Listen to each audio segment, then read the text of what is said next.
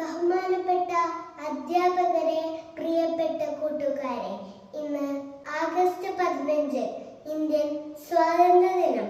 നമ്മുടെ രാജ്യത്തിന്റെ 79ാം സ്വാതന്ത്ര്യ ദിനമാണ് നാം ഇന്ന് ആഘോഷിക്കുന്നത്.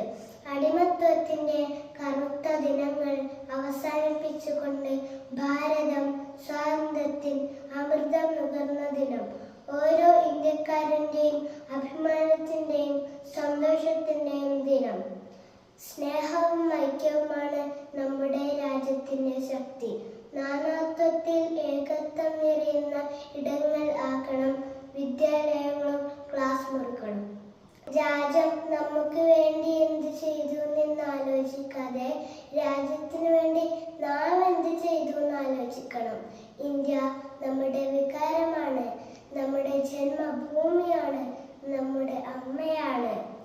നമ്മുടെ രാജ്യത്തിന്റെ ഉന്നമനത്തിനായി നമുക്കെല്ലാവർക്കും പരിശ്രമിക്കാമെന്ന് പറഞ്ഞുകൊണ്ടും ധീര രക്തസാക്ഷികളെ സ്മരിച്ചുകൊണ്ടും ഞാൻ എൻ്റെ വാക്കുകൾ ഉപസംഹരിക്കുന്നു. ജയ് ഹിന്ദ്.